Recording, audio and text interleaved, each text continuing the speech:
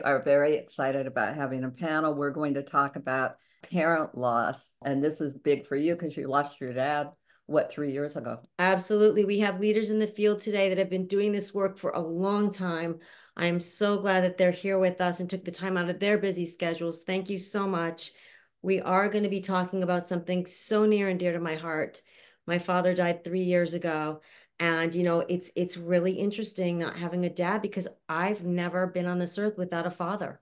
So I think it's not only a father loss, but it's an identity loss. Mm-hmm. It's like, who are we without our parent? And we have got really phenomenal speakers today to talk more about this topic. Moderating today is Meghan Riordan Jarvis. She is going to moderate.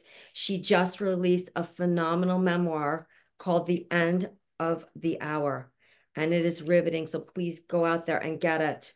Meghan, I will start by introducing everyone. Meghan Riordan Jarvis is a clinical social worker, author, TEDx speaker, founder of MRJ Consulting, and host of the podcast, Grief is My Side Hustle. She will be joined today by Hope Edelman, who is a renowned author, speaker, and TV personality. Her bestsellers include Motherless Daughters, Motherless Mothers, and The After Grief. And Brennan Wood will be here today as well. She is the executive director at the Dougy Center, devoted to supporting grieving children and families. She actually grew up in the Dougy Center because she lost her parent at, I think, the age of 12, if I can remember, Brennan. And she does her work in honor of her mother's legacy. And then we have Allison Gilbert. Allison is the author of numerous books, including Past and Present, Keeping Memories of Loved Ones Alive. She is the founder of Pub Day, a literary consultancy to help writers best position their grief stories for publication. And she serves on the advisory board with us for the Tragedy Assistance Program for Survivors. So welcome, Allison. And then we'll have Claire Bidwell-Smith, and she is a grief therapist and author of Conscious Grieving and Anxiety, The Missing Stage of Grief, providing support through personal experiences and professional work. Joining her will be Barri Leiner Grant, who is a grief specialist and founder of the Memory Circle, leveraging writing as a healing modality, honoring her mother, Ellen. And then last, we have Ken Ross, our man on the panel. And Ken is the son of Elizabeth Kubler-Ross and president of the Elizabeth Kubler-Ross Foundation. And he is also on the board of the Open to Hope Foundation. Thank you all for joining us. Yes, thank you. We appreciate you taking the time out. So let's get started. This is such an honor to be moderating with so many colleagues and leaders in the field. We have a packed panel, which is exciting. I know from doing this exact panel last year, just how quickly our time can go. So what I was hoping to do, as I'm looking at all of these faces and knowing everyone's personal story that becomes the strength of the traumatic growth that allows us to lean into becoming leaders in the field, I would love to have each of us answer this one question. And the question being, what is the core nugget of what you personally carry into your work every day that drives you to continue to do it? So you may want to tell us a specific story about the parent that you lost, or about something that you are innovating in your space today. So I'll start just to give us a quick idea of where my question is sort of leading us. But I lost my father when I was an adult and my mother when I was an adult. And I think that my expectation about losing a parent before it happened to me was that I would have adult resources that would allow me to connect to friends and family and to use all of my professional expertise as a trauma therapist in the world of grief and loss to circumnavigate and perhaps skip some of the profound pain that existed. And this won't be shocking to anyone, particularly those who had loss early. But what I uncovered was that an unresolved trauma from my childhood really informed my present and adult loss. And so in my platform and the work and the book that I just published, End of the Hour, I specifically talk about my father's death being the kind actually that we say resolves on its own, the kind of grief that needs support but doesn't need treatment. And then I specifically talk about the traumatic loss of my mother and how much that became an illness for me. So in my work, my soapbox that I stand on is trying to help people understand the difference between partnering with what Donna was just talking about, the two of those things. So just, Brennan, I'm watching you nod. Would you be able to answer, giving a nugget of your personal experience and how that has brought you to where you are right now? Sure, I'd be happy to, although I'm, going first as always, but thank you, Meghan, for leading the way. But yes, so I, as was mentioned in the opening, my mother died 3 days after my 12th birthday. And as all of us, I think, probably, I don't want to speak for everybody, but can say there's a before and after when something like that happens. And my father actually died when I was 36. And so I can certainly, even in my own experience, relate to what you're saying, Meghan, where I thought maybe I could jump over some things with him because I am not only in the field, but also had the experience of my mom. Unfortunately, that's sometimes not the case. But what I will say for me, the thing that I carry forward, there's two things. One is for me, going to a peer support modeled program after my mother's death changed everything. It was the single most helpful thing that I experienced in my life after my mother's death. Not being the only kid in the world that had gone through that experience and sitting in a room full of not only kids who said, "Me too," or "Yes, I get that," and some of them being further along in their process and kind of holding a lantern up to show the path.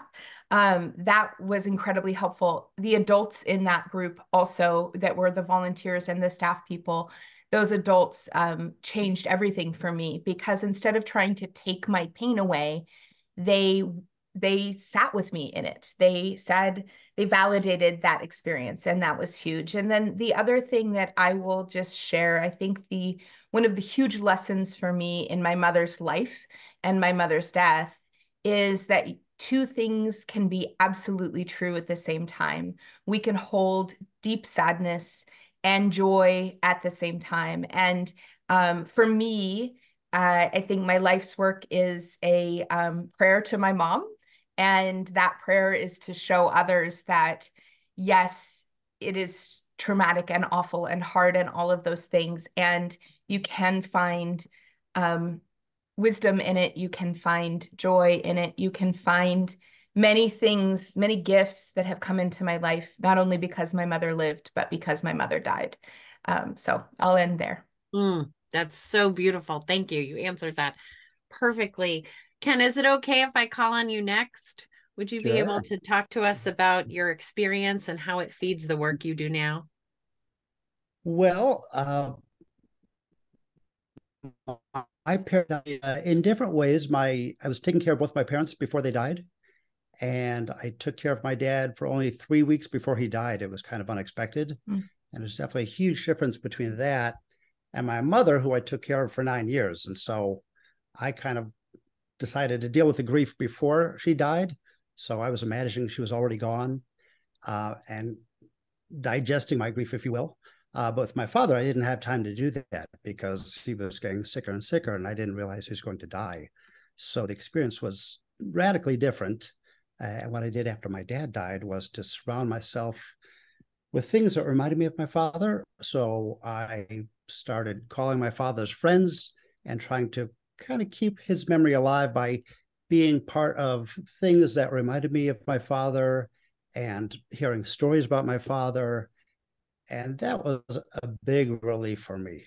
I mean, it was hard, but I really felt his spirit, the appreciation of his life.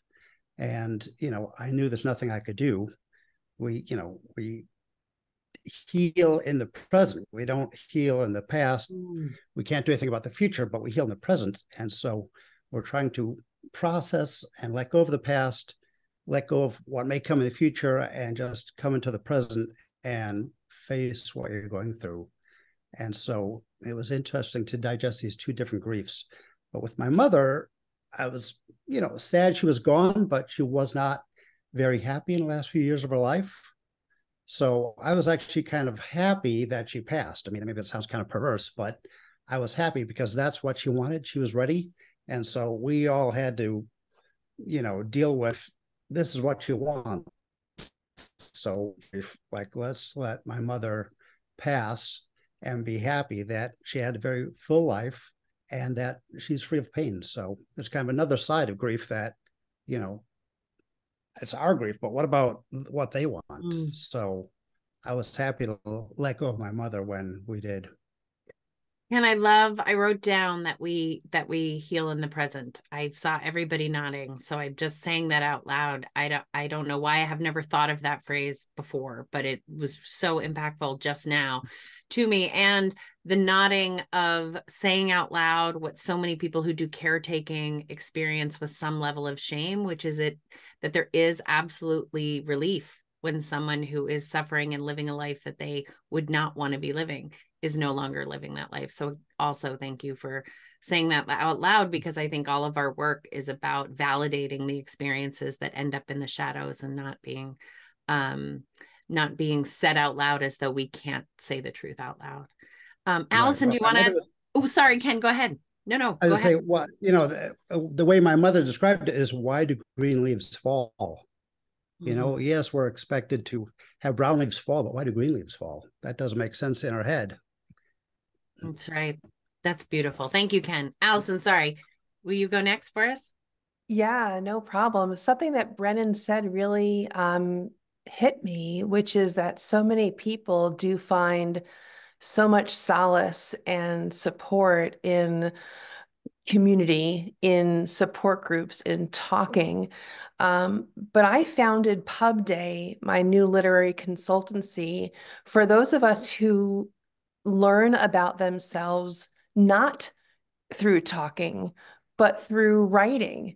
And that's been the case with me. Before my mother and father died, I was in my young 20s and early 30s, and they knew I was on this path to be a writer and a journalist. Of course, what they could never have anticipated is that their deaths pushed me into writing about grief and loss, and that has been really fulfilling in my life. In fact, the only reason why I knew to write about Elsie Robinson, the subject of my last book, Listen World, is because my mother died. I was going through her belongings, my brother and I, in our childhood home, and I found stashed away in one of her books a poem that had resonated with her. And it was attributed to someone named Elsie Robinson. And I had no idea who that was. And it set me on the path for writing this biography. And I felt so close to my mom in doing that. I wanted to discover why she liked this woman's writing, and that discovery, that investigation, interrogating Elsie Robinson's life brought me closer to my mother than I ever could have before. I've now spent more than half my life without her. And so I just wanted to honor that not everyone wants to talk. Some people want to write. And if that's you, I get it. And I see you. And I think it's all helpful and should be honored. Allison, I love that. And I think not everybody wants to talk. It would be like a great title of a grief book, right? Because there are so many ways to do the verb of grieving. And I think we hear and coach so many. I'm thinking also, Brennan, of children who, that intellectually they don't have the capacity maybe to put the language around those things, but we help grievers through dance, through art, through cooking, through, any activity can be. Writing is such one, and I hope I'm going to call on you next. And Barri, you guys have such connections to writing, but writing is one that we know that the neuroscience behind that helps us actually reestablish some of the brain that's been traumatized. So it's such a powerful tool, but it's one of the many grief tools that we get to use. And I think it's so important because we, again, as Donna was talking about sort of the pathology around grief and loss, I'm a trauma therapist who didn't want to do any therapy after my mother died. So I just love that this is the thread that we're pulling on. Hope, could you talk a bit about this? Sure, I'd be happy to.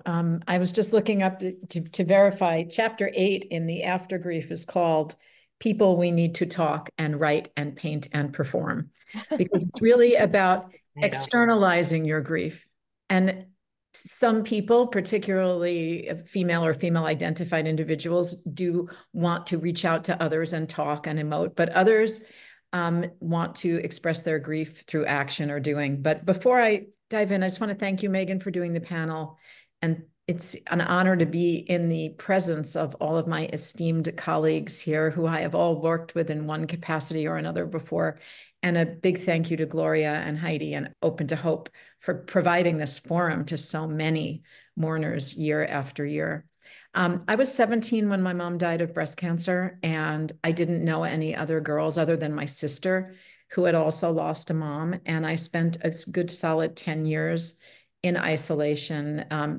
Brennan, I wish there had been a Dougie Center back in 1981 in suburban New York, but there wasn't even hospice back then for my mom as she was dying.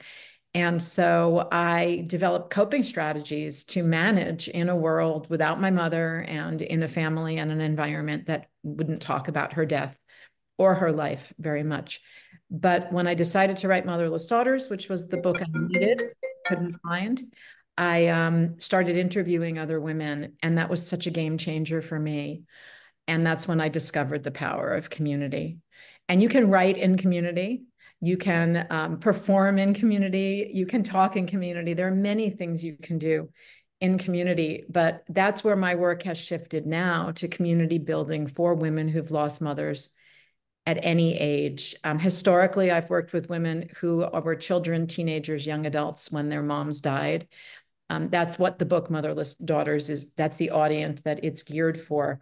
And I offer weekly support calls and 4-day retreats. Claire and I started Motherless Daughters retreats in 2016. And it became clear very quickly that 80% of the work we were doing was just finding the site and bringing women together, because the magic occurred when they sat together, talked together, spent free time together, just felt like I'm not the only one. And you could see they'd been holding themselves hard against the world, thinking nobody understands me, I'm all alone. And then they sit in a circle with 23 or 24 other women who really do understand what they've experienced. And you could just watch that hardness melt off their faces. It was so beautiful, like a sacred experience. And now, starting in February, motherlessdaughters.com is launching its first weekly support for women who've lost moms within the past 2 years, and to attend to their bereavement needs. And that's because, like what Donna was saying earlier, this prolonged grief designation, where if you're grieving beyond, to a certain extent, beyond 1 year, you may be in need of professional help. Well, I'm working with a lot of women now whose moms died 1.5 years, 2 years ago. They spent the whole first year taking care of an estate or managing the admin, or what I've heard called the deadman work after someone dies. And so they are just getting to the grief now, 1.5 years later. So we want to create a forum for them. So for me, it's all about bringing women together and community building and helping them find solace in the social aspect of grief. I think of grief as having 5 elements: cognitive, emotional, physical, spiritual, social. And I see my work in the social realm. God, it's such a good reminder that everyone is talking a bit about sort of how did we connect to our grief and then also connect our grief to other people. And I'm just thinking, Hope, of how important it is to hear you talking about doing more of that connecting, particularly on the heels of coming out of, if I can say that, the COVID epidemic, that so much of what we did in necessity was to make our footprints smaller. And we know from all the people who, you know, the 1 million people who died, and then the 9 million people, the Americans that were left grieving those folks, just how complicated and difficult it was not to have regular connection and rituals, and that we did our best to pull together what we could to honor those things. But there is a reason why we want to be able to share energetically together. And hold our grief together, because it does actually stitch us together as a unique, but also completely generalizable human experience. So Barri, can you tell us a little bit about your experience and your work that has come out of that?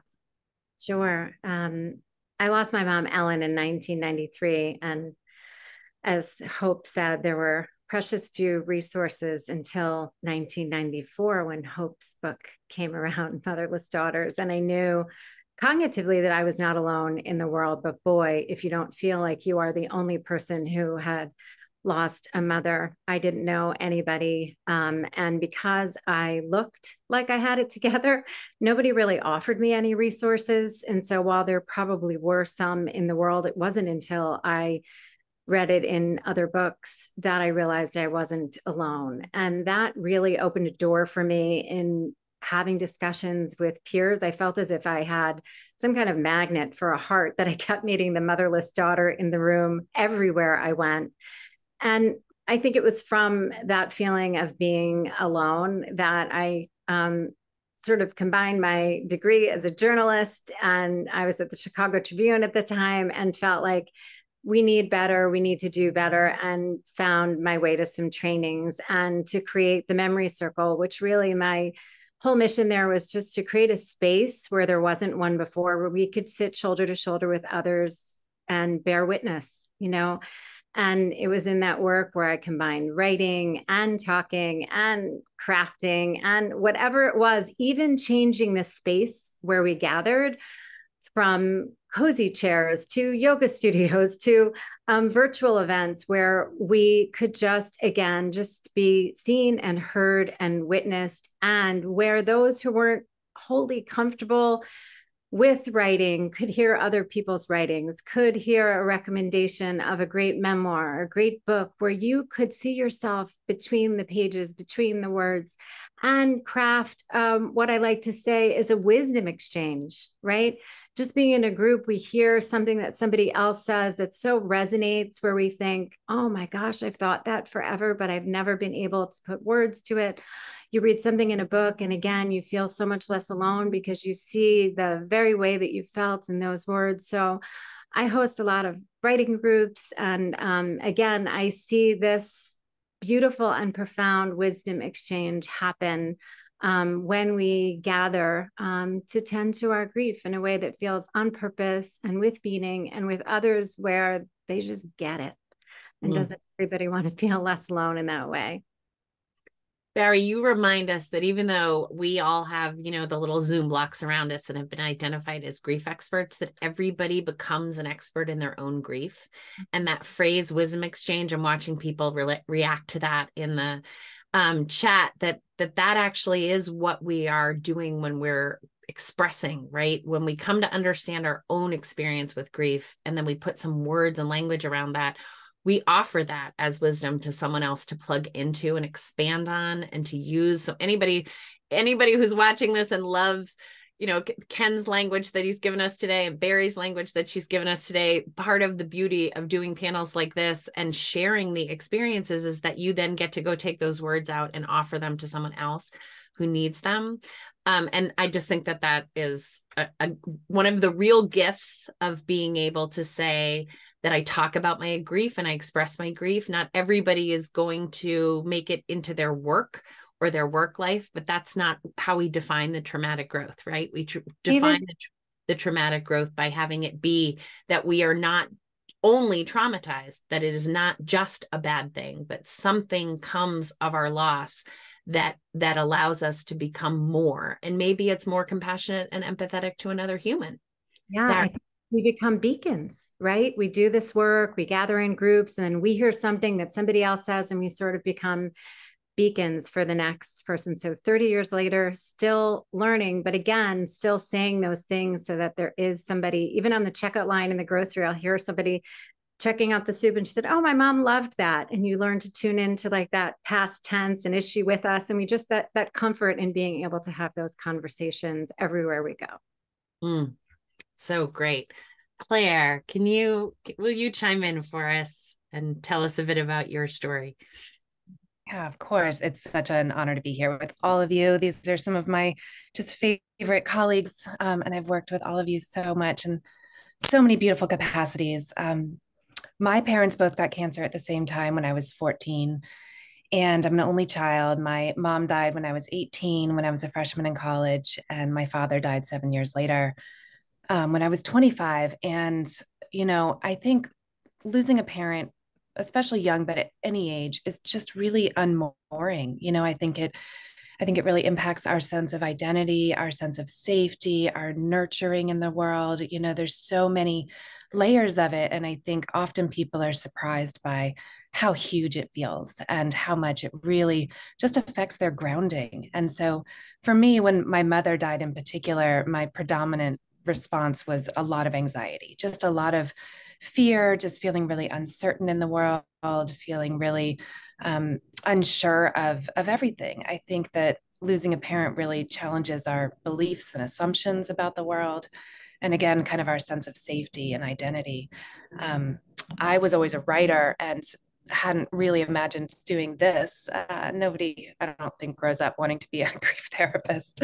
We do come to this from our own experience. And as so many of you have said, just our own ways of trying to offer healing to others who are going through this. And so I've always written so much about my experiences, and I went into this work thinking I knew a lot about grief. I worked in hospice after my father died, and then into private practice, and very quickly realized that I knew only my grief. And while there are so many universal aspects of grief, it is so individual as well. And every relationship we have with people, the ways they die, the times they die, there's so many layers to it. And so, like Barri just said, I'm always learning. But one of the things that I've always spoken a lot about is anxiety and grief and the connection there. And I write a lot about that in a recent book called Anxiety, the Missing Stage of Grief. And then I have a workbook that recently came out called Anxious Grief. And, I've heard from so many people that it's just been helpful to have that aspect of grief normalized for them. My mother died in 1997. And aside from Hope's book, there really wasn't a lot out there that addressed my particular grief. And again, I felt really alone in it. And I felt so, I just doubted myself a lot. And I see that today, even though there are so many amazing resources and books and groups and support out there, people really doubt themselves in grief. And so, as all of you have said, to come together, to connect, to be in community, to tend to our grief, to just kind of feel part of something and part of each other, I think is really so healing. Beautiful. Thank you.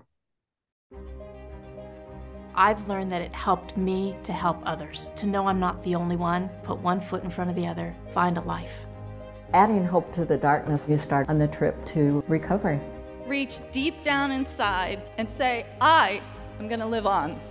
We laugh, we cry, and remember. Hope without action doesn't work. Hope with action can change the world. We always say, if you've lost hope, please lean on ours.